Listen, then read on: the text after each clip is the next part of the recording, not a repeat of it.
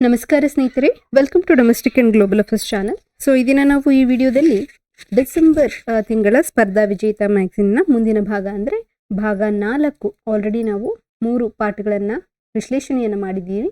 ಅದನ್ನು ವೀಕ್ಷಣೆ ಮಾಡಿಲ್ಲ ಅಂತಂದರೆ ಪ್ಲೇಲಿಸ್ಟಲ್ಲಿ ಇರ್ತದೆ, ನೀವು ಹೋಗಿ ನೋಡಬಹುದು. ಸೊ ವಿಡಿಯೋನ ಶುರು ಮಾಡೋಕ್ಕಿಂತ ಮುಂಚೆ ನೀವಿನ ನಮ್ಮ ಚಾನಲ್ಗೆ ಸಬ್ಸ್ಕ್ರೈಬ್ ಆಗಿಲ್ಲ ಅಂತಂದರೆ ದಯವಿಟ್ಟು ಸಬ್ಸ್ಕ್ರೈಬ್ ಆಗಿ, ಲೈಕ್ ಮಾಡಿ, ಕಮೆಂಟ್ ಮಾಡಿ ಮತ್ತು ಶೇರ್ ಮಾಡಿ. ಸೊ ಇದು ಪಾರ್ಟ್ 4 ಡಿಸೆಂಬರ್ನ ಸ್ಪರ್ಧಾ ವಿಜೇತ ಮ್ಯಾಗಝಿನ್ನ ವಿಶ್ಲೇಷಣೆಯ ಭಾಗ 4 ಆಗಿರ್ತದೆ. ಸೊ ಈ ದಿನದ ಮೊದಲನೇ ವಿಷಯ 2023ರ BBC 100 ಮಹಿಳೆಯರ ಪಟ್ಟಿಯಲ್ಲಿ ಸ್ಥಾನ ಪಡೆದ ಭಾರತೀಯರು ಯಾರು ಎಂಬುದರ ಬಗ್ಗೆ. ಇಲ್ಲಿ ನೋಡಿ, 2023 ನವೆಂಬರ್ 21ರಂದು ಲಂಡನ್ ಮೂಲದ BBC ಪ್ರಕಟಿಸಿದ 11ನೇ ಆವೃತ್ತಿಯ BBC 100 ಮಹಿಳೆಯರ ಪಟ್ಟಿಯಲ್ಲಿ 4 ಭಾರತೀಯ ಮಹಿಳೆಯರು ಸ್ಥಾನವನ್ನು ಪಡೆದಿದ್ದಾರೆ. ಸೊ 2023ರ ಸಾಲಿನ ಜಗತ್ತಿನಾದ್ಯಂತ ಪ್ರಭಾವಶಾಲಿ ಮತ್ತು ಸ್ಫೂರ್ತಿಯ 100 ಮಹಿಳೆಯರ ಹೆಸರನ್ನ ಸಂಸ್ಕೃತಿ, ಶಿಕ್ಷಣ, ಮನರಂಜನೆ, ಕ್ರೀಡೆ, ರಾಜಕೀಯ, ವಿಜ್ಞಾನ, ಆರೋಗ್ಯ ಮತ್ತು ತಂತ್ರಜ್ಞಾನ ಕ್ಷೇತ್ರಗಳಲ್ಲಿ ಪ್ರಕಟಿಸಪಡಿಸಲಾಗ್ತದೆ. ಇಲ್ಲಿ ಹರ್ಮನ್ ಪ್ರೀತ್ ಕೌರ್ ಕ್ರಿಕೆಟ್ ವಿಭಾಗ, ದಿಯಾ ಮಿರ್ಜಾ ನಟಿ, ಆರತಿ ಕುಮಾರ್ ರಾವ್ ಫೋಟೋಗ್ರಫಿ ಮತ್ತೆ ಜಟ್ಸುಮ್ನಾ ತೆನ್ಜಿ ಪಾಲ್ಮೋ ಇವರು ಟಿಬೇಟಿಯಂ ಬುದ್ಧಿಸ್ಟ್ ಅವರು ಸ್ಥಾನ ಪಡೆದಿದ್ದಾರೆ. ಸೊ ಆ ಮಹಿಳೆಯರ ಮಾಹಿತಿಯನ್ನ ಇಲ್ಲಿ ಕೊಟ್ಟಿದ್ದಾರೆ. ಮೊದಲನೇದಾಗಿ ಜಟ್ಸುಮ್ನಾ ತೆನ್ಜಿನ್ ಪಾಲ್ಮೋ ಇವರು ಹಿಮಾಚಲ್ ಪ್ರದೇಶದ ಡೋಂಗ್ಯುಂಗಾ ಟಾಸ್ಲಿಂಗ್ ನುರೆಯ ಸ್ಥಾಪಕರಾಗಿರುವ ಈ ತೆನ್ಜಿನ್ ಪ್ಲಾಸ್ಮೋ ಅವರು ಮೂಲತಃ ಇಂಗ್ಲೆಂಡಿನಲ್ಲಿ ಜನಿಸಿದವರು. 12 ವರ್ಷಗಳಿಂದ ಹಿಮಾಲಯನ್ ಗುಹೆಗಳ ರಕ್ಷಣೆಗೆ ಕಾರ್ಯನಿರ್ವಹಿಸಿದ್ದಾರೆ. ಇವರಿಗೆ 2008ರಲ್ಲಿ ಜಟ್ಸುಮ್ನಾ ಬಿರುದು ಲಭಿಸಿದೆ. ಇವರ ಪ್ರಮುಖ ಪುಸ್ತಕಗಳು reflection on a mountain lake, teaching on a practical Buddhism, cave in the snow, into the heart of life. ಮುಂದೆ ಹರ್ಮನ್ ಪ್ರೀತ್ ಕೌರ್ 2023ರ ಸಾಲಿನ ವಿಸ್ಡನ್ ವರ್ಷದ 5 ಕ್ರಿಕೆಟ್ ಆಟಗಾರರ ಪಟ್ಟಿಯಲ್ಲಿ ಸ್ಥಾನ ಪಡೆದ ಮೊಟ್ಟ ಮೊದಲ ಭಾರತೀಯ ಕ್ರಿಕೆಟ್ ಆಟಗಾರ್ತಿ ಎಂಬ ಹೆಗ್ಗಳಿಕೆಗೆ ಹರ್ಮನ್ ಪ್ರೀತ್ ಅವರು ಪಾತ್ರರಾಗಿದ್ದಾರೆ. ಇವರು ಭಾರತೀಯ ಮಹಿಳಾ ರಾಷ್ಟ್ರೀಯ ಕ್ರಿಕೆಟ್ ತಂಡದ ನಾಯಕಿ ಕೂಡ ಹೌದು. 2023ರ ಮಾರ್ಚ್ನಲ್ಲಿ ನಡೆದ ಮೊದಲ ಆವೃತ್ತಿಯ ಮಹಿಳಾ premier league cricket Mumbai Indians ತಂಡದ ನಾಯಕಿಯಾಗಿದ್ದರು. ಇವರ ನಾಯಕತ್ವದಲ್ಲಿ 2022ರ ಸಾಲಿನ ಏಷ್ಯನ್ ಗೇಮ್ಸ್ ಚೀನಾ ಹಾಂಗ್ಜೌ ಆತಿಥ್ಯವನ್ನು ವಹಿಸಿತ್ತು. ಇಲ್ಲಿ ಭಾರತ ತಂಡವು ಚಿನ್ನದ ಪದಕವನ್ನ ಪಡೆದಿದೆ. ಮುಂದಿನ ಮಹಿಳೆ ದಿಯಾ ಮಿರ್ಜಾ. ಸಾಮಾಜಿಕ ಮತ್ತು ಪರಿಸರ ಸಂಬಂಧಿತ ವಿಚಾರಗಳಲ್ಲಿ ಕ್ರಿಯಾಶೀಲರಾಗಿ ಸೇವೆ ಸಲ್ಲಿಸಿರುವ ನಟಿ ದಿಯಾ ಮಿರ್ಜಾ ಅವರು 2022ರ ಮದರ್ ತೆರೇಸಾ ಸ್ಮರಣಾರ್ಥ ಪ್ರಶಸ್ತಿಯನ್ನು ಪಡೆದಿದ್ದು, ಅವರ ಅಂತಾರಾಷ್ಟ್ರೀಯ ಪ್ರಾಣಿ ಕಲ್ಯಾಣ ನಿಧಿಯ ಮಕ್ಕಳ ರಕ್ಷಣೆಯ ಯೋಜನೆಯ ರಾಯಭಾರಿಯಾಗಿದ್ದಾರೆ.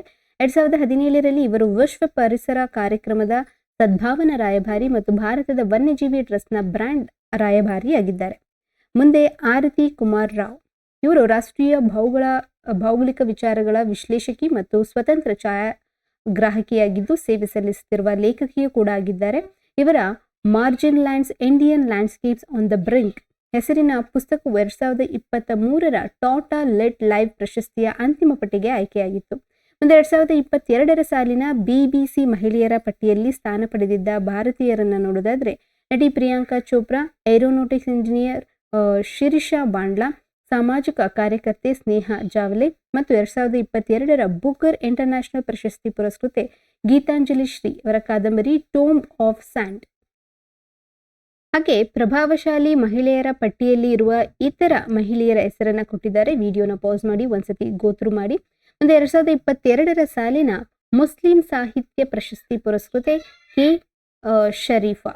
2023ರ ನವೆಂಬರ್ 23ರಂದು ಬೆಂಗಳೂರಿನಲ್ಲಿ ನಡೆದ ಕಾರ್ಯಕ್ರಮದಲ್ಲಿ ಕರ್ನಾಟಕದ ಮುಸ್ಲಿಂ ಲೇಖಕರ ಸಂಘವು ಕೆ ಶರೀಫ್ ಅವರ ನೀರೊಳಗಣ ಕಿಚ್ಚು ಕಥಾ ಸಂಕಲನಕ್ಕೆ 2022ರ ಸಾಲಿನ ರಾಜ್ಯ ಮಟ್ಟದ ಮುಸ್ಲಿಂ ಸಾಹಿತ್ಯ ಪ್ರಶಸ್ತಿಯನ್ನು ನೀಡಿ ಗೌರವಿಸಿದೆ. ಈ ಪ್ರಶಸ್ತಿಯನ್ನು ದಿವಂಗತ UT ಫರೀದ್ ಸ್ಮರಣಾರ್ಥ ನೀಡಲಾಗ್ತದೆ. ಪ್ರಶಸ್ತಿ 10,000 ನಗದು ಮತ್ತು ಪ್ರಶಸ್ತಿ ಫಲಕ ಒಳಗೊಂಡಿರುತ್ತದೆ. ಮುಸ್ಲಿಂ ಬರಹಗಾರರ ಕನ್ನಡ ಪ್ರಕಟಿತ ಅತ್ಯುತ್ತಮ ಕೃತಿಗೆ ಮುಸ್ಲಿಂ ಲೇಖಕರ ಸಂಘವು ಈ ಪ್ರಶಸ್ತಿಯನ್ನ ನೀಡುತ್ತದೆ.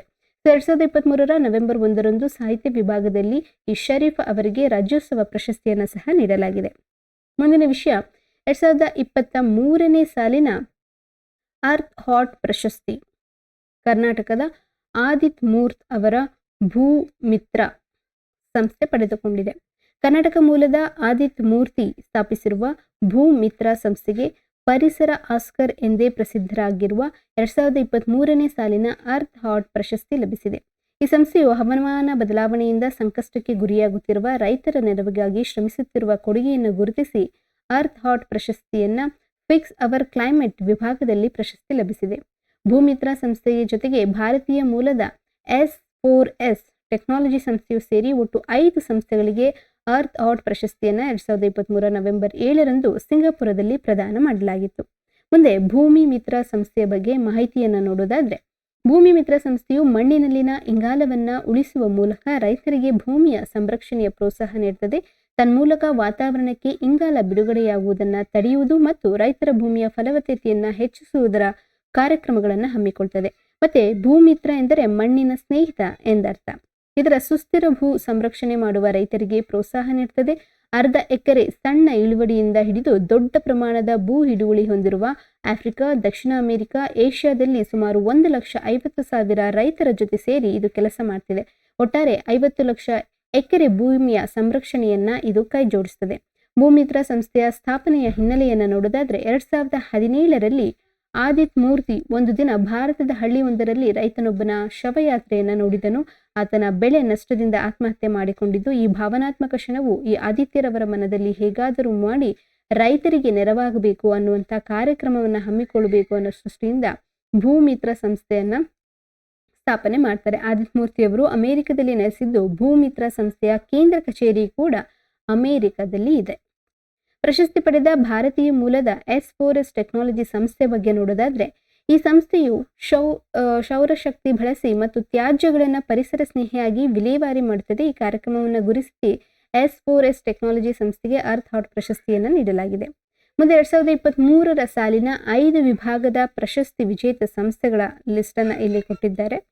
ಮೊದಲನೇದು ಪ್ರೊಟೆಕ್ಟ್ ಅಂಡ್ ರಿಸ್ಟೋರ್ ನೇಚರ್ ವಿಭಾಗದಲ್ಲಿ ಆಕ್ಷನ್ ಅಂಡಿನಾ ಪೆರು ದೇಶದ್ದು, ಮತ್ತೆ GRST ಹಾಂಗ್ಕಾಂಗ್ ದೇಶದ್ದು, wild and marine programme US ಆಧಾರಿತ ಜಾಗತಿಕ ಸಂಸ್ಥೆ, ಕ್ಲೀನ್ ಅವರ್ ಏರ್ ಗೆ ಸಂಬಂಧಪಟ್ಟ ವಿಭಾಗದಲ್ಲಿ ರಿವೈವ್ ಅವರ್ ಓಷನ್ಸ್ ವಿಭಾಗಕ್ಕೆ, ಮತ್ತೆ build A waste free world S4S technology ಭಾರತದ್ದು, ಮತ್ತು ಫಿಕ್ಸ್ ಅವರ್ ಕ್ಲೈಮೇಟ್ ವಿಭಾಗದಲ್ಲಿ ಭೂಮಿತ್ರ ಸಂಸ್ಥೆ ಭಾರತ. ಹಾಗಾದ್ರೆ ಭಾರತಕ್ಕೆ 2 ವಿಭಾಗದಲ್ಲಿ ಈ ಪ್ರಶಸ್ತಿ ಲಭಿಸಿದೆ. ಮೊದಲನೇದು build a waste free world ಮತ್ತೆ ಫಿಕ್ಸ್ ಅವರ್ ಕ್ಲೈಮೇಟ್.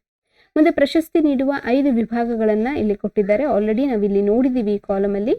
ಸೊ ಈ ವಿಭಾಗಗಳ ಪಟ್ಟಿಯನ್ನ ಇಲ್ಲಿ ಕೊಟ್ಟಿದ್ದಾರೆ.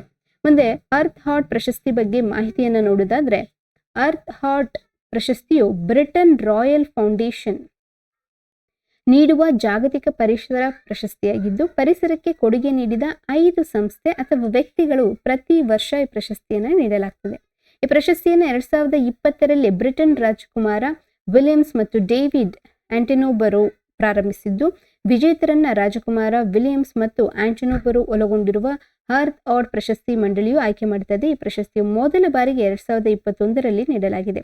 2030ರವರೆಗೆ ಪ್ರತಿ ವರ್ಷ ನೀಡಲು ಇದನ್ನ ಉದ್ದೇಶಿಸಲಾಗಿದೆ. ಪ್ರತಿಯೊಬ್ಬ ವಿಜೇತರು ತಮ್ಮ ಪರಿಸರ ಕಾರ್ಯಕ್ರಮಗಳನ್ನು ಮುಂದುವರಿಸಲು £1 ಮಿಲಿಯನ್ ಅಂದ್ರೆ ಸುಮಾರು 1 ಕೋಟಿ ರು ಅನುದಾನವನ್ನ ಈ ಪ್ರಶಸ್ತಿಯ ಮೂಲಕ ನೀಡಲಾಗ್ತದೆ.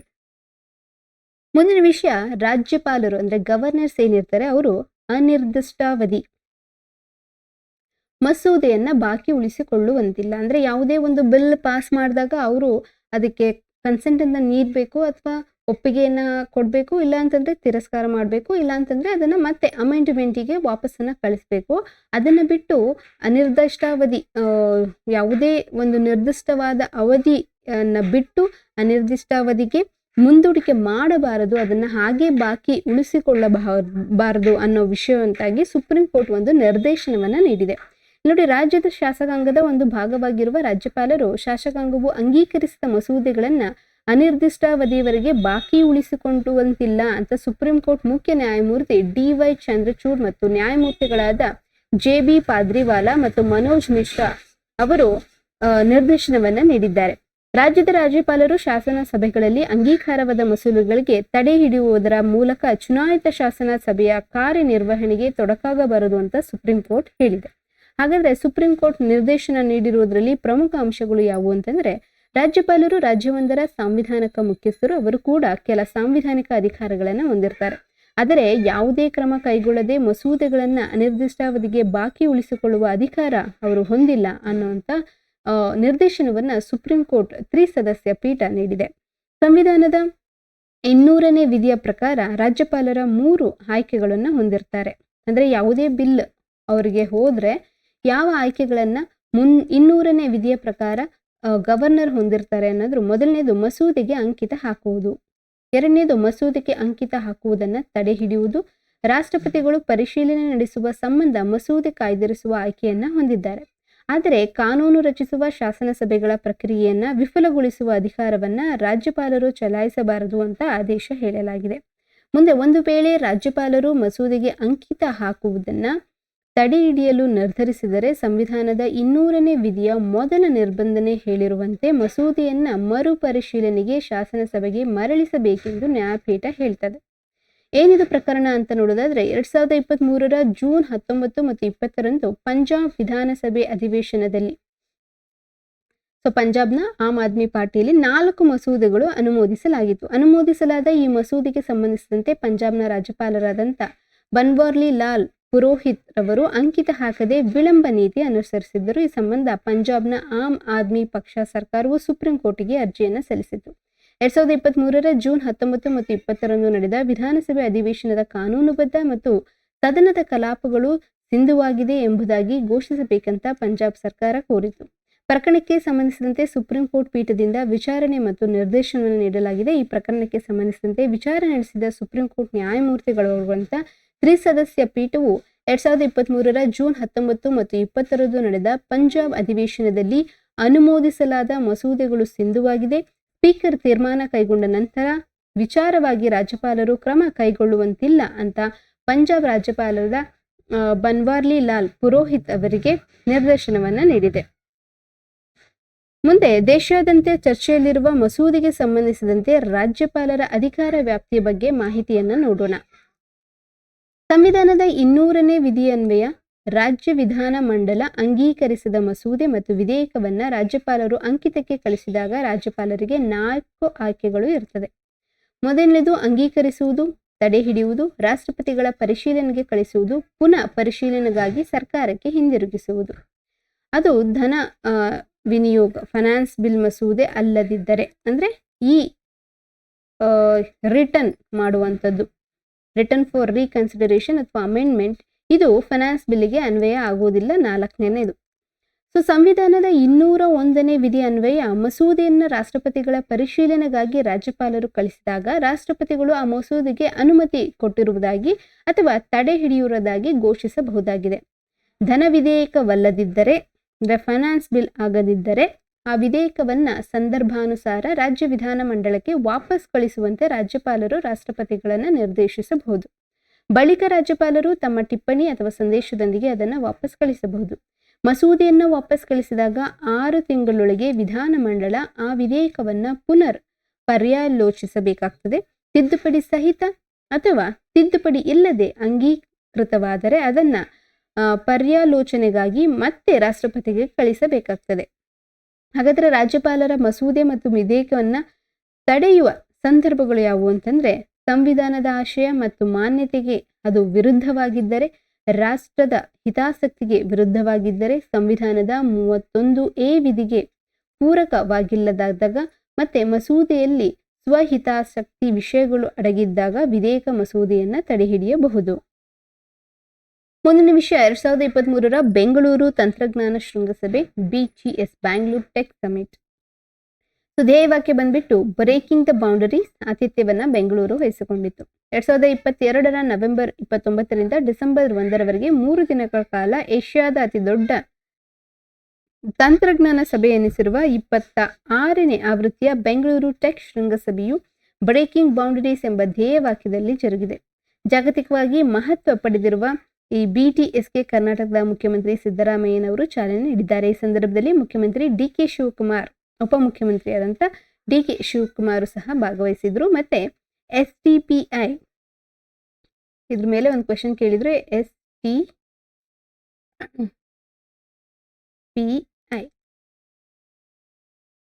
ಹಾಗೂ ಕರ್ನಾಟಕ ಸರ್ಕಾರದ ಸಹಯೋಗದಲ್ಲಿ ಬೆಂಗಳೂರು ಅರಮನೆ ಮೈದಾನದಲ್ಲಿ ನಡೆದ ಬೆಂಗಳೂರು ತಂತ್ರಜ್ಞಾನ ಶೃಂಗಸಭೆ ಜರುಗಿದ್ದು 2023ರ ಕರ್ನಾಟಕ ಪ್ರತಿಷ್ಠಿತ ಐಟಿ ರತ್ನ ಪ್ರಶಸ್ತಿಗೆ ಇನ್ಫೋಸಿಸ್ ಮತ್ತು ಇಂಟೆಲ್ ಸಂಸ್ಥೆಗಳು ಭಾಜನವಾಗಿದೆ. 3 ದಿನಗಳ ಶೃಂಗಸಭೆಯಲ್ಲಿ ಸುಮಾರು 45 ದೇಶಗಳ ಪ್ರತಿನಿಧಿಗಳು ಭಾಗವಹಿಸಿದ್ದು, ಇಲ್ಲಿ 37 ಹೊಸ ಉತ್ಪನ್ನಗಳನ್ನು ಬಿಡುಗಡೆ ಮಾಡಲಾಗಿದೆ. ಮುಂದೆ ನಿಮ್ಮ ಪರೀಕ್ಷಾ ದೃಷ್ಟಿಯಿಂದ ಇದನ್ನು ನೋಡ್ಕೊಳ್ಳಿ. ಪಾಲುದಾರಿಕೆ ಒಪ್ಪಂದಗಳನ್ನು ಏನೇನು ಕರ್ನಾಟಕ ಸರ್ಕಾರ ಮಾಡಿಕೊಂಡಿದೆ. ಕರ್ನಾಟಕ ಸರ್ಕಾರವು ಅಮೆರಿಕ ಭಾರತ ವ್ಯವಹಾರ ಕೌನ್ಸಿಲ್ ಮತ್ತು ಕರ್ನಾಟಕ ನಾವೀನ್ಯತೆ ಮತ್ತು ತಂತ್ರಜ್ಞಾನ ಸೊಸೈಟಿ ಸಹಯೋಗದೊಂದಿಗೆ ಹೆಚ್ಚಿಸಲು ಒಪ್ಪಂದವನ್ನ ಮಾಡಿಕೊಂಡಿದೆ ಮತ್ತು ಸ್ವಿಟ್ಜರ್ಲೆಂಡ್ ಮತ್ತು ಸ್ಪಿನೆಕ್ಸ್ ಜೊತೆಗೆ ಔಪಚಾರಿಕ ಪಾಲುದಾರಿಕೆ ಇಂಡೋ ಸ್ವಿಸ್ ಇನೋವೇಷನ್ ಪ್ಲಾಟ್ಫಾರ್ಮ್ ಮತ್ತು ನ್ಯೂ ಬ್ರಸ್ವಿಕ್ ಮತ್ತು ಅಸೋಸಿಯೇಷನ್ ಬಯೋಟೆಕ್ನಾಲಜಿ ಎಲ್ಇಡಿ ಎಂಟರ್ಪ್ರೈಸಸ್ ನಡುವೆ ತಂತ್ರಜ್ಞಾನ ಬೆಳೆಸುವ ಗುರಿಯನ್ನ ಒಪ್ಪಂದಕ್ಕೆ ಸಹಿಯನ್ನ ಹಾಕಿದೆ. ಮತ್ತೆ ಇದರಲ್ಲಿ ಭಾಗವಹಿಸಿದ ಪ್ರಮುಖ ದೇಶಗಳನ್ನು ನೋಡೋದಾದ್ರೆ Japan, Finland, Australia, Denmark, Netherland, ದಕ್ಷಿಣ Korea, Israel, Russia, British deputy high commissioner ಮತ್ತೆ ಮುಂತಾದವು. ಮುಂದೆ ಐಟಿ ಕ್ಷೇತ್ರದಲ್ಲಿ ಕರ್ನಾಟಕದ ಸಾಧನೆಯನ್ನು ನೋಡೋದಾದ್ರೆ ಭಾರತದ ಸಿಲಿಕಾನ್ ಸಿಟಿ ಮತ್ತು ಸ್ಮಾರ್ಟ್ ಆಫ್ ರಾಜಧಾನಿ ಬೆಂಗಳೂರು. ಕರ್ನಾಟಕದಲ್ಲಿ 5,500 ಉದ್ಯಮಗಳು ಮತ್ತು 750 ಬಹುರಾಷ್ಟ್ರೀಯ ಕಂಪನಿಗಳಿದೆ. ರಾಜ್ಯದಿಂದ 8,500 ಕೋಟಿ ಅಮೆರಿಕನ್ ಡಾಲರ್ನಷ್ಟು ಮೌಲ್ಯದ ಐಟಿ ಉತ್ಪನ್ನಗಳ ರಫ್ತು ನಡೆಯುತ್ತದೆ. ಭಾರತದ ಏರೋಸ್ಪೇಸ್ ರಾಜಧಾನಿ ಮತ್ತು ಜೈವಿಕ ತಂತ್ರಜ್ಞಾನದ ರಾಜಧಾನಿ ಕರ್ನಾಟಕ ಆಗಿದೆ. ಹಾಗಾದರೆ ಭಾರತದ ಏರೋಸ್ಪೇಸ್ ಕ್ಯಾಪಿಟಲ್ ಮತ್ತು ಜೈವಿಕ ತಂತ್ರಜ್ಞಾನದ ಕ್ಯಾಪಿಟಲ್ ಯಾವುದು? ಕರ್ನಾಟಕ. ಹಾಗೆ ಸಮಾರೋಪ ಸಮಾರಂಭದಲ್ಲಿ ಬೆಂಗಳೂರು ಹೊರವಲಯದಲ್ಲಿ ಉದಯೋನ್ಮುಖ ತಂತ್ರಜ್ಞಾನ ಸಮುಚ್ಚಯಗಳ ಸ್ಥಾಪನೆಗೆ ಪ್ರೋತ್ಸಾಹ ನೀಡಬೇಕಂತ ಬಿಯಾಂಡ್ ಬೆಂಗಳೂರು ಪರಿಕಲ್ಪನೆಯಡಿ ಮೂಲಸೌಕರ್ಯ ಅಭಿವೃದ್ಧಿ, ಪ್ರತಿಭೆಯ ಲಭ್ಯತೆ ಮತ್ತು ಉತ್ತಮ ಮಾರುಕಟ್ಟೆ ಉತ್ತೇಜನ ಜೊತೆಗೆ ಕ್ರಿಯಾತ್ಮಕ ಪರಿಸರ ವ್ಯವಸ್ಥೆ ರೂಪಿಸುವುದರಿಂದ ಮುಂದಿನ 5 ವರ್ಷಗಳಲ್ಲಿ 100 ನವೋದ್ಯಮಗಳನ್ನು ಬೆಳೆಸಲು ಯೋಜಿಸಲಾಗಿದೆ. ಸೊ ಹಾಗಾದ್ರೆ ಬಿಯಾಂಡ್ ಬೆಂಗಳೂರು ಪರಿಕಲ್ಪನೆಯಲ್ಲಿ ಮುಂದಿನ ಎಷ್ಟು ವರ್ಷಗಳಲ್ಲಿ ಎಷ್ಟು ನವೋದ್ಯಮ ಕಂಪನಿಗಳನ್ನ ಬೆಳೆಸಲು ಯೋಜನೆ ಮಾಡಲಾಗಿದೆ ಅಂತಂದ್ರೆ ಮುಂದಿನ 5 ವರ್ಷದಲ್ಲಿ 100 ನವೋದ್ಯಮ ಅಂತಂದ್ರೆ ನಾವು ಸ್ಟಾರ್ಟ್ಅಪ್ಸ್ ಅಂತ ಏನ್ ಹೇಳ್ತೀವಿ ಇಂಗ್ಲಿಷ್ನಲ್ಲಿ, ಆ ತರ ಕಂಪನಿಗಳು. ನೆಕ್ಸ್ಟ್ ಗ್ರಾಮೀಣ ಆವಿಷ್ಕಾರ ನಿಧಿ. ಎಲಿವೇಟ್ ಕರ್ನಾಟಕವು ನವೋದ್ಯಮಗಳ ಆವಿಷ್ಕಾರವನ್ನು ಉತ್ತೇಜಿಸಲು ಮಾದರಿಯಾಗಿದ್ದು, ಗ್ರಾಮೀಣ ಪ್ರದೇಶಗಳಲ್ಲಿ ಸಾಮಾಜಿಕವಾಗಿ ಪೂರಕವಾದ ಪರಿಣಾಮ ಬೀರುವಂತಹ ಗ್ರಾಮೀಣ ಆವಿಷ್ಕಾರ ನಿಧಿ ಸ್ಥಾಪಿಸಲು ಸರ್ಕಾರ ಮುಂದಾಗಿರುವುದು ಐಟಿ-ಬಿಟಿ ಸಚಿವ ಪ್ರಿಯಾಂಕ ಖರ್ಗೆ ಅವರು ತಿಳಿಸಿದ್ದಾರೆ. ಇದು ವಿನೂತನ ಕಾರ್ಯಕ್ರಮವಾಗಿದ್ದು, ಗ್ರಾಮೀಣ ಪ್ರದೇಶಗಳ ಅಭಿವೃದ್ಧಿಗೆ ಪೂರಕವಾದ ಯೋಜನೆ ಮತ್ತು ಯೋಜನೆಗಳನ್ನು ಹೊಂದಿರುವ ನವೋದ್ಯಮ ಪ್ರೋತ್ಸಾಹ ಮಾಡೋದಕ್ಕೆ ಮತ್ತೆ ಉದ್ದೇಶಿತ ನಿಧಿಯಿಂದ 5 ಕೋಟಿ ರು ಅನುದಾನವನ್ನ ಈ ನಿಧಿಗೆ ಶುದ್ಧ ಕುಡಿಯುವ ನೀರು, ರಸ್ತೆ ಸೌಲಭ್ಯ, ಗ್ರಾಮೀಣ ಪ್ರದೇಶಗಳಲ್ಲಿ ಸಮಸ್ಯೆಗಳಿಗೆ ಪರಿಹಾರ ಕಲ್ಪಿಸುವ ಯಾವುದೇ ಒಂದು ಸ್ಟಾರ್ಟ್ಅಪ್ಗಳಿಗೆ ನೀಡಲಾಗ್ತದೆ. ಈ ಸಿಎಸ್ಆರ್ ನಿಧಿಯು ಕಾರ್ಪೊರೇಟ್ ಸೋಷಿಯಲ್ ರೆಸ್ಪಾನ್ಸಿಬಿಲಿಟಿ ನಿಧಿಯನ್ನ ಗ್ರಾಮೀಣ ಪ್ರದೇಶಗಳ ಶಾಲೆಗಳ ಅಭಿವೃದ್ಧಿಗೆ ಮೀಸಲಿಡಲು ಎಂಬ ಚಿಂತನೆಯನ್ನ ಡಿ.ಕೆ. ಶಿವಕುಮಾರ್ ಅವರು ಪ್ರಸ್ತಾಪಿಸಿದ್ದಾರೆ. ಇವರನ್ನ ಭಾರತದ ಅತಿ ಸಿರಿವಂತ MLA ಅಂತ ಸಹ ಕರೀತಾರೆ. ಮುಂದೆ ಅಗ್ರಿ ಗ್ರ್ಯಾಂಡ್ ಚಾಲೆಂಜ್ 2 ಕೃಷಿ ಕ್ಷೇತ್ರದ ನವೋದ್ಯಮಗಳಿಗೆ ಪ್ರೋತ್ಸಾಹ ನೀಡಲು 15 ಕೋಟಿ ರು ಅನುದಾನದಲ್ಲಿ ಅಗ್ರಿ ಗ್ರ್ಯಾಂಡ್ ಚಾಲೆಂಜ್ 2 ಅಭಿಯಾನ ಆರಂಭವಾಗಿದೆ. ಕೆಲವೊಂದ್ಸತಿ ಈ ನಂಬರ್ನ ಕೇಳ್ತಾರೆ, ಎಷ್ಟು ಕೋಟಿ ಅನುದಾನವನ್ನ ಅಗ್ರಿ ಗ್ರ್ಯಾಂಡ್ ಚಾಲೆಂಜ್ಗೆ ನೀಡಲಾಗಿದೆ ಅಂತ. ಹಾಗಾಗಿ ನಾನು ಅಂಡರ್ಲೈನ್ ಮಾಡ್ತಿದ್ದೀನಿ. ಇದು ಸಸ್ಯಕೀಟ ಮತ್ತು ರೋಗಗಳ ನಿರ್ವಹಣೆ, ಕೊಯ್ಲೋತ್ತರ ನಷ್ಟ, ವಾಣಿಜ್ಯ ಬೆಳೆಗಳ ಸಂಸ್ಕರಣೆ ಮತ್ತು ಹೈನು ಕೃಷಿಗೆ ಸಂಬಂಧಿಸಿದ ಯಾವುದೇ ಆವಿಷ್ಕಾರಗಳನ್ನು ಪ್ರೋತ್ಸಾಹಿಸುವುದು. ಇದನ್ನು ಕೃಷಿ ಇಲಾಖೆ ಮತ್ತು ಕರ್ನಾಟಕ ಆವಿಷ್ಕಾರ ಮತ್ತು ತಂತ್ರಜ್ಞಾನ ಸಂಸ್ಥೆ ಮತ್ತು centre for cellular and molecular platform ಸಹಯೋಗದಿಂದ ಪರಿಚಯಿಸಲಾಗುತ್ತದೆ. ಮುಂದಿನ ವಿಷಯ, ಕರ್ನಾಟಕ ಸರ್ಕಾರದ ನೂತನ ಜೈವಿಕ ತಂತ್ರಜ್ಞಾನ ನೀತಿ 2023. 2023ರ ನವೆಂಬರ್ನಲ್ಲಿ ಆರಂಭವಾದಂಥ BTSನಲ್ಲಿ ಉಪಮುಖ್ಯಮಂತ್ರಿ ಡಿ.ಕೆ. ಶಿವಕುಮಾರ್ ಅವರು ರಾಜ್ಯ ಸರ್ಕಾರದ ಜೈವಿಕ ತಂತ್ರಜ್ಞಾನ ನೀತಿಯ ಕರಡನ್ನು ಬಿಡುಗಡೆ ಮಾಡಿದರು. ಗ್ರಾಮೀಣ ಪ್ರದೇಶವೂ ಸೇರಿದಂತೆ ರಾಜ್ಯಾದ್ಯಂತ ಬಿಟಿ ಕ್ಷೇತ್ರದಲ್ಲಿ ಆರ್ಥಿಕತೆ ವಿಸ್ತರಿಸುವ ಗುರಿಯನ್ನು ಹೊಂದಲಾಗಿದೆ. ಇದೇ ಸಂದರ್ಭದಲ್ಲಿ animation, visual effect, gaming, comics ಮತ್ತು ಎಕ್ಸ್ಟೆಂಡೆಡ್ ರಿಯಾಲಿಟಿ ಕ್ಷೇತ್ರದ ಬೆಳವಣಿಗೆ ಪ್ರೋತ್ಸಾಹ ನೀಡುವ ಈ AVGS XR 3.0 ನೀತಿಯು ಬಿಡುಗಡೆಯಾಗಿದೆ. ಈ ಪರಿಣಾಮಕಾರಿಯಾಗಿ ಅನುಷ್ಠಾನದೊಂದಿಗೆ ಬದಲಾವಣೆ ಎಂಬುದು 2023ರ ಕರ್ನಾಟಕ ಸರ್ಕಾರದ ಜೈವಿಕ ತಂತ್ರಜ್ಞಾನ ನೀತಿಯ ಘೋಷವಾಕ್ಯವಾಗಿದೆ. ಪರಿಣಾಮಕಾರಿ ಅನುಷ್ಠಾನದೊಂದಿಗೆ ಬದಲಾವಣೆ. ಸೊ ಕೆಲವೊಂದ್ಸತಿ ಕರ್ನಾಟಕ ಸರ್ಕಾರದ ನೂತನ ಜೈವಿಕ ತಂತ್ರಜ್ಞಾನ ನೀತಿಯ ವರ್ಷವನ್ನ ಕೇಳಬಹುದು, ಅಥವಾ ಇದರ ಧ್ಯೇಯ ವಾಕ್ಯ ಅಥವಾ ಘೋಷವಾಕ್ಯವನ್ನ ಕೇಳಿದ್ರೆ ಪರಿಣಾಮಕಾರಿ ಅನುಷ್ಠಾನದೊಂದಿಗೆ ಬದಲಾವಣೆ. ಇದರಡಿಯಲ್ಲಿ ರಾಜ್ಯವನ್ನ ಕ್ಲಿನಿಕಲ್ ಟ್ರಯಲ್ ಮತ್ತು ವಂಶವಾಹಿ ಅಧ್ಯಯನ ಕ್ಷೇತ್ರದ ಪ್ರಮುಖ ಕೇಂದ್ರವನ್ನಾಗಿಸುವುದು ಮತ್ತು ಅತ್ಯಾಧುನಿಕ ಬಿಟಿ ಕ್ಲಸ್ಟರ್ಗಳ ನಿರ್ಮಾಣಕ್ಕೆ ಅಭಿವೃದ್ಧಿ ಹೊಂದಿದ ಕೈಗಾರಿಕಾ ಪ್ರದೇಶಗಳಲ್ಲಿ 5 ಎಕರೆಯಿಂದ 10 ಎಕರೆವರೆಗೆ ಜಮೀನು ಒದಗಿಸುವುದು, ಜೈವಿಕ ತಂತ್ರಜ್ಞಾನ ಆರ್ಥಿಕ ವಿಸ್ತರಣೆಗೆ ಆದ್ಯತೆ, ಕೌಶಲ್ಯಯುತ ಮಾನವ ಸಂಪನ್ಮೂಲ ಅಭಿವೃದ್ಧಿಗೆ ನೆರವನ್ನು ನೀಡುವುದು, ಅಷ್ಟೇ ಅಲ್ಲದೆ ಮಾಸಿಕ 50,000 ರು ಶಿಷ್ಯ ವೇತನದೊಂದಿಗೆ 1 ವರ್ಷದ ಅವರಿಗೆ ಫೆಲೋಶಿಪ್ ಅನ್ನ ಬಿಟಿ ಕ್ಷೇತ್ರದಲ್ಲಿ ಉದ್ಯಮಶೀಲತೆ ಅಧ್ಯಯನಕ್ಕೆ ನೀಡುವುದು, ಉತ್ಪಾದನಾ ಘಟಕಗಳ ನಿರ್ಮಾಣಕ್ಕೆ 10 ಕೋಟಿ ರುವರೆಗೂ ಸಹಾಯಧನ, ಸರ್ಕಾರಿ ಖಾಸಗಿ ಸಹಭಾಗಿತ್ವದಲ್ಲಿ ಬಯೋ ಫೌಂಡ್ರಿಗಳ ನಿರ್ಮಾಣವನ್ನ ಮಾಡುವುದು. ಮುಂದೆ ಭಾರತದ ಜೈವಿಕ ಉತ್ಪಾದನೆಯ ವಿಷಯ ಕುರಿತು ಕೇಂದ್ರ ಬಿಟಿ ಇಲಾಖೆ ಕಾರ್ಯದರ್ಶಿ ಡಾಕ್ಟರ್ ರಾಜೇಶ್ ಗೋಪಾಲ್ ಪ್ರತಿಪಾದನೆ. 2022ರಲ್ಲಿ ಭಾರತದ ಜೈವಿಕ ಆರ್ಥಿಕತೆಯ 80 ಶತಕೋಟಿ ಡಾಲರ್ ಇದ್ದು 2030ರ ವೇಳೆಗೆ 300 ಶತಕೋಟಿ ಡಾಲರ್ ಆಗುವ ಗುರಿಯನ್ನು ಹೊಂದಿದೆ. ಇದರಲ್ಲಿ ಜೈವಿಕ ಫಾರ್ಮಾಸ್ಯೂಟಿಕಲ್ ಕ್ಷೇತ್ರ 68% ಸಿಂಹಪಾಲನ್ನು ಹೊಂದಿದೆ. ಹಾಗೆ ಜೈವಿಕ ಆರ್ಥಿಕತೆಯ ಪ್ರಮುಖ 7 ವಿಭಾಗಗಳನ್ನು ನೋಡೋದಾದ್ರೆ ಜೈವಿಕ ಫಾರ್ಮಾ, ಜೈವಿಕ ಕೃಷಿ, ಜೈವಿಕ ಉದ್ಯಮ, ಜೈವಿಕ ಇಂಧನ, ಜೈವಿಕ ಸೇವೆ, ಜೈವಿಕ ಮೆಡೆಕ್ಸ್ ಮತ್ತೆ ಜೈವಿಕ ಎಐ.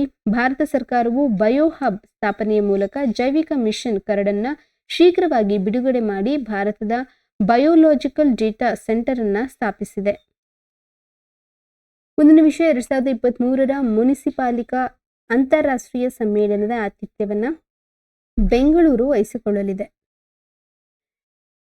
ಮುಂದೆ 2023ರ ನವೆಂಬರ್ 28ರಿಂದ 30ರವರೆಗೆ ಬೆಂಗಳೂರಿನ ಅರಮನೆ ಮೈದಾನದಲ್ಲಿ ಮುನಿಸಿಪಾಲಿಕಾ ಹೆಸರಿನ 17ನೇ ಆವೃತ್ತಿಯ ಅಂತಾರಾಷ್ಟ್ರೀಯ ಸಮ್ಮೇಳನ ಮತ್ತು ವಸ್ತು ಪ್ರದರ್ಶನ ಜರುಗಿದ್ದು, ರಾಜ್ಯದ ಮುಖ್ಯಮಂತ್ರಿ ಸಿದ್ದರಾಮಯ್ಯ ಅವರು ಸಮ್ಮೇಳನವನ್ನು ಉದ್ಘಾಟಿಸಿದರು. ಕರ್ನಾಟಕ ರಾಜ್ಯದಲ್ಲಿ 2011ರ ಜನಗಣತಿಯ ಪ್ರಕಾರ ನಗರ ಪ್ರದೇಶಗಳಲ್ಲಿ 38% ಮತ್ತು ಗ್ರಾಮೀಣ ಪ್ರದೇಶಗಳಲ್ಲಿ 60%ಕ್ಕಿಂತ ಹೆಚ್ಚಿನ ಜನ ವಾಸಿಸುತ್ತಿದ್ದು, ನಗರ ಪ್ರದೇಶಗಳಲ್ಲಿ ಒದಗಿಸುವ ನಾಗರಿಕ ಸೌಲಭ್ಯಗಳನ್ನು ಗ್ರಾಮೀಣ ಪ್ರದೇಶಗಳಲ್ಲಿಯೂ ವಿಸ್ತರಿಸುವುದು, ನಗರ ಸ್ಥಳೀಯ ಸಂಸ್ಥೆಗಳ ಕಸ ವಿಲೇವಾರಿ, ಸ್ವಚ್ಛತೆ, ನೈರ್ಮಲ್ಯ ನಿರ್ವಹಣೆಗೂ ಆದ್ಯತೆ ನೀಡುವ ವಿಚಾರಗಳ ಚರ್ಚೆಯಾಗಿದೆ.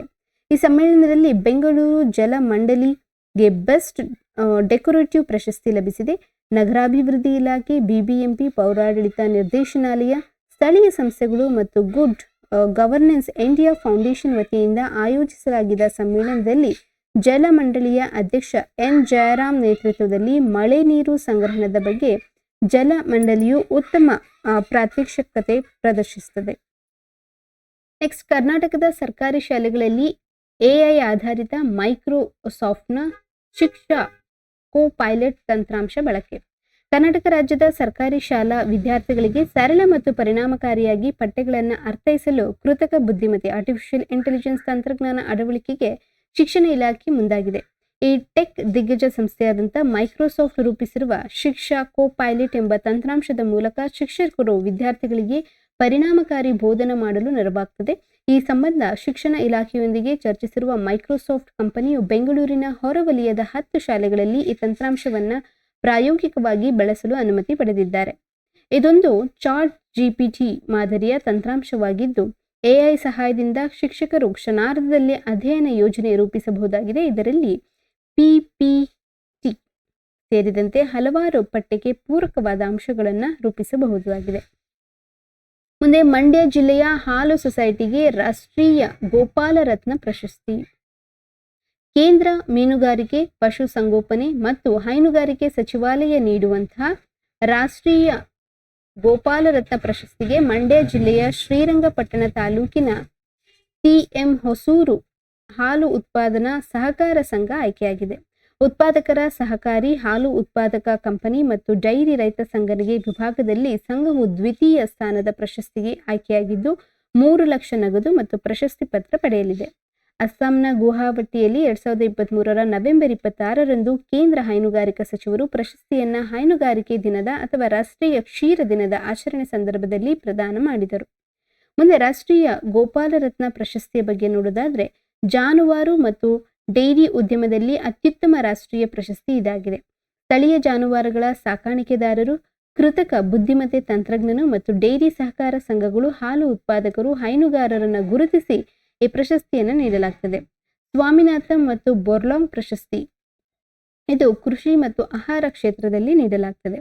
ಮುಂದೆ ರಾಷ್ಟ್ರೀಯ ಕ್ಷೀರ ದಿನವನ್ನು ನೋಡೋದಾದ್ರೆ ನವೆಂಬರ್ 26, 2023 ಅಂದ್ರೆ ಪ್ರತಿ ವರ್ಷ ನವೆಂಬರ್ 26 ಭಾರತದ ಆಪರೇಷನ್ ಫ್ಲಡ್ ಹರಿಕಾರ ಮಿಲ್ಕ್ ಮ್ಯಾನ್ ಆಫ್ ಇಂಡಿಯಾ ಅಂತ ಕರೆಯುವಂತಹ ಡಾಕ್ಟರ್ ವರ್ಗೀಸ್ ಕುರಿಯನ್ ಅವರ ಜನ್ಮದಿನವನ್ನ ರಾಷ್ಟ್ರೀಯ ಕ್ಷೀರ ದಿನವನ್ನಾಗಿ ಆಚರಣೆ ಮಾಡಲಾಗ್ತದೆ. ಹೈನುಗಾರಿಕೆ ಕ್ಷೇತ್ರದಲ್ಲಿ ಅಥವಾ ಹಾಲು ಮತ್ತು ಹಾಲಿನ ಉತ್ಪಾದನೆಗಳಲ್ಲಿ ಸಾಧಿಸಲಾದ ರಚನಾತ್ಮಕ ಪ್ರಗತಿಯನ್ನ ಶ್ವೇತ ಕ್ರಾಂತಿ ಅಥವಾ ಬಿಳಿ ಕ್ರಾಂತಿ ಅಂತ ಕರೀತಾರೆ.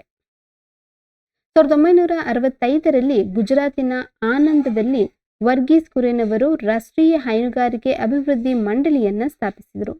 2023ರ ಜೂನ್ 1ರಂದು ವಿಶ್ವ ಕ್ಷೀರ ದಿನವನ್ನ ಎಂಜಾಯ್ ಡೈರಿ ಧ್ಯೇಯವಾಕ್ಯದಲ್ಲಿ ಆಚರಿಸಲಾಗಿತ್ತು. 1974ರಲ್ಲಿ ಸ್ಥಾಪನೆಯಾದಂಥ KMF ನಂದಿನಿ ಹಾಲು ಉತ್ಪಾದನೆಗಳ ರಾಯಭಾರಿಯಾಗಿ ನಟ ಶಿವರಾಜ್ ಕುಮಾರ್ ಪ್ರಸ್ತುತವಾಗಿ ಇದ್ದಾರೆ. ಮುಂದಿನ ವಿಷಯ, ನಿವೃತ್ತ ಮುಖ್ಯ ಕಾರ್ಯದರ್ಶಿ TM ವಿಜಯ್ ಭಾಸ್ಕರ್ ಅವರ ಅಧ್ಯಕ್ಷತೆಯಲ್ಲಿ ರಾಜ್ಯದ 2ನೇ ಆಡಳಿತ ಸುಧಾರಣಾ ಆಯೋಗದ 6ನೇ ವರದಿ. ಆಡಳಿತವು ನಿಂತ ನೀರಾಗಬಾರದು, ಬದಲಿಗೆ ಸದಾ ಹರಿಯುವ ನದಿಯಾಗಿದ್ದರೆ ಮಾತ್ರ ಆಡಳಿತಕ್ಕೆ ಪಾರದರ್ಶಕತೆ, ದಕ್ಷತೆ, ಸೃಜನಾತ್ಮಕತೆಯನ್ನು ತರಲು ಸಾಧ್ಯವಾಗ್ತದೆ. ಸಂದರ್ಭದ ಅಗತ್ಯಕ್ಕೆ ತಕ್ಕಂತೆ ಆಡಳಿತ ವ್ಯವಸ್ಥೆಯಲ್ಲಿ ಹಲವು ಸಂಸ್ಥೆಗಳು ಸೃಷ್ಟಿಯಾಗ್ತವೆ, ಕೆಲವು ತೆರೆಮರೆಗೆ ಸರಿಯುತ್ತವೆ, ಇನ್ನೆಲ್ಲವೂ ಒಂದು ವ್ಯವಸ್ಥಿತ ಮಾರ್ಗದ ಮೂಲಕ ನಡೆಯಬೇಕಾದ ಪ್ರಕ್ರಿಯೆ ಆಗಿದೆ. ಈ ಹಿನ್ನೆಲೆಯಲ್ಲಿ ಕೇಂದ್ರ ಮತ್ತು ರಾಜ್ಯ ಸರ್ಕಾರಗಳು ಕಾಲಕಾಲಕ್ಕೆ ತಜ್ಞರ ಸಮಿತಿಯನ್ನು ರಚಿಸಿ ಅಗತ್ಯಾನುಸಾರ ಅಂತಹ ಆಡಳಿತ ಸುಧಾರಣೆಯ ಶಿಫಾರಸನ್ನು ಪಡೆಯಲಾಗ್ತದೆ. ಅದೇ ರೀತಿ ಕರ್ನಾಟಕದಲ್ಲಿ 2ನೇ ಆಡಳಿತ ಸುಧಾರಣಾ ಆಯೋಗ TM ವಿಜಯ ಭಾಸ್ಕರ್ ಅವರ ನೇತೃತ್ವದಲ್ಲಿ 2021 ಜನವರಿ 7ರಂದು ರಚಿಸಲಾಗಿತ್ತು. ಈ ಸಮಿತಿಯು ಏಕ ಸದಸ್ಯ ಸಮಿತಿಯಾಗಿದೆ. ಯಾವುದೇ ಸದಸ್ಯರನ್ನ ಇದು ಒಳಗೊಂಡಿರುವುದಿಲ್ಲ. ಕರ್ನಾಟಕ ಸರ್ಕಾರದ 37ನೇ ಮತ್ತು ನಿವೃತ್ತ ಮುಖ್ಯ ಕಾರ್ಯದರ್ಶಿ TM ವಿಜಯ್ ಭಾಸ್ಕರ್ ಅವರು 2023ರ ನವೆಂಬರ್ 25ರಂದು ತನ್ನ 6ನೇ ವರದಿಯನ್ನ ಮುಖ್ಯಮಂತ್ರಿ ಸಿದ್ದರಾಮಯ್ಯನವರಿಗೆ ಸಲ್ಲಿಸಿದರು. ಹಿಂದಿನ ಮುಖ್ಯಮಂತ್ರಿಗಳಾದಂಥ BS ಯಡಿಯೂರಪ್ಪ ಮತ್ತು ಬಸವರಾಜ ಬೊಮ್ಮಾಯಿ ಅವರಿಗೆ 5ನೇ ವರದಿಯನ್ನ ಸಲ್ಲಿಸಿತ್ತು. ಪ್ರಸ್ತುತ ಸಲ್ಲಿಸುತ್ತಿರುವ ಈ ಆಯೋಗದ 6ನೇ ವರದಿ ಇದಾಗಿದೆ. ಮುಂದೆ ಕರ್ನಾಟಕ ಸರ್ಕಾರದ 2ನೇ ಆಡಳಿತ ಸುಧಾರಣಾ ಆಯೋಗದ 6ನೇ ವರದಿಯ ಪ್ರಮುಖಾಂಶಗಳು ಮತ್ತು ಶಿಫಾರಸುಗಳನ್ನು ನೋಡೋದಾದ್ರೆ 7 ಇಲಾಖೆಗಳಲ್ಲಿ ಅಧ್ಯಯನ ನಡೆಸಿರುವ ಆಯೋಗವು 6ನೇ ವರದಿಯಲ್ಲಿ ಸುಮಾರು 811 ಶಿಫಾರಸುಗಳನ್ನು ಸಲ್ಲಿಸಿದೆ. ಜೊತೆಗೆ Bengaluru IIM, national law school of India university, Vidhi centre for legal policy, Azim Premji ವಿಶ್ವವಿದ್ಯಾಲಯ, ಪಬ್ಲಿಕ್ ಅಫೇರ್ಸ್ ಸೆಂಟರ್ ಮತ್ತು ಪಬ್ಲಿಕ್ ಅಫೇರ್ಸ್ ಫೌಂಡೇಶನಲ್ ಅಧ್ಯಯನದ ವರದಿಗಳಿಂದ 71 ಶಿಫಾರಸುಗಳನ್ನು ಸೇರಿಸಿದಂತೆ ಸುಮಾರು 882 ಶಿಫಾರಸುಗಳನ್ನು ಸಲ್ಲಿಸಲಾಗಿದೆ. ಅದರಲ್ಲಿ ಪ್ರಮುಖ ಶಿಫಾರಸುಗಳನ್ನು ನೋಡೋದಾದ್ರೆ 1960 ಮತ್ತು ನಂತರದಲ್ಲಿ ನಾನಾ ಕಾಯ್ದೆ ನಿಯಮಗಳು ಜಾರಿಯಾಗಿದ್ದು ಇವರಿಗೆ ಪರಿಷ್ಕರಣೆಯಾಗಬೇಕು. ಶುಲ್ಕ, ದಂಡ ಮತ್ತು ಶಿಕ್ಷೆಯ ಉಪಬಂಧಗಳನ್ನು ಪರಿಷ್ಕರಿಸಬಹುದು. ಮುಂದೆ ಅಧೀನ ಕಚೇರಿಗಳಲ್ಲಿ ಭೌತಿಕ ಕಡತಗಳ ಬದಲಿಗೆ ಆಫೀಸ್ ಮೂಲಕವಷ್ಟೇ ಕಡತ ಪ್ರಸ್ತಾಪಿಸಲು ಆದೇಶ ಹೊರಡಿಸಬಹುದು. ತಾಲೂಕು ಕಚೇರಿ, ಉನ್ನತ ಕಚೇರಿಗಳು ಕಡತಗಳನ್ನು ಅಂಚೆ ಅಥವಾ ಖುದ್ದಾಗಿ ತಲ್ಲಿಸುವ ಬದಲಾಗಿ ಅವಲೋಕನ ತಂತ್ರಾಂಶ ಬಳಸಿ ಆನ್ಲೈನ್ನಲ್ಲೇ ಮೇಲ್ವಿಚಾರಣಾ ವರದಿ ಸಲ್ಲಿಸಲು ಕಡ್ಡಾಯಗೊಳಿಸಲಾಗ್ತದೆ. ಈ ಅವಲೋಕನ ಬಗ್ಗೆ ಒಂದು ಕ್ವೆಶ್ಚನ್ ಅನ್ನ ಕೇಳಿದ್ರು. ಈ ತಂತ್ರಾಂಶ ಯಾವುದಕ್ಕೆ ಬಳಸಲಾಗ್ತದೆ ಅಂತ ನೋಡ್ಕೊಳ್ಳಿ. ಈ ತಾಲೂಕು ಆಫೀಸಲ್ಲಿ ಆಗಿರ್ಬೋದು ಅಥವಾ ಇತರ ಕಚೇರಿಗಳಲ್ಲಿ ಜಿಲ್ಲಾ ಮಟ್ಟದಾಗಿರ್ಬೋದು, ಈ ರೀತಿಯಾದಂಥ ಗ್ರಾಮೀಣ ಮಟ್ಟದಲ್ಲಾಗಿರ್ಬೋದು, ಈ ಫೈಲ್ಗಳನ್ನು ಅಂಚೆ ಮೂಲಕ ಅಥವಾ ಖುದ್ದಾಗಿ ತಲುಪಿಸುವ ಬದಲು ಆನ್ಲೈನ್ ಮೂಲಕ ಈ ತಂತ್ರಾಂಶ ಬಳಸಿ ತಲುಪಿಸಬಹುದು. ಆನ್ಲೈನ್ ಮೂಲಕ ಇದನ್ನ ಮೇಲ್ವಿಚಾರಣೆ ಮಾಡಬಹುದಾದಂಥ ಒಂದು ತಂತ್ರಾಂಶ ಬಂದ್ಬಿಟ್ಟು ಅವಲೋಕನ. ಮುಂದೆ ಆಯೋಗ ನೀಡಿರುವ ಪ್ರಮುಖ ನಿರ್ದಿಷ್ಟ ಶಿಫಾರಸುಗಳನ್ನು ನೋಡೋದಾದ್ರೆ